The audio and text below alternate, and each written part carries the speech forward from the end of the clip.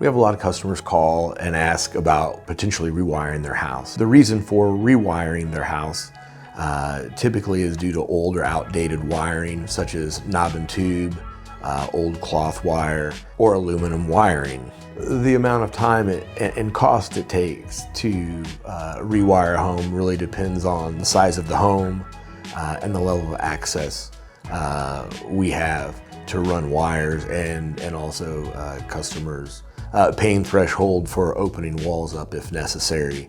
The amount of time it would take to rewire a home could range anywhere from several days to several weeks, again depending on the size of the home and level of accessibility to route wiring.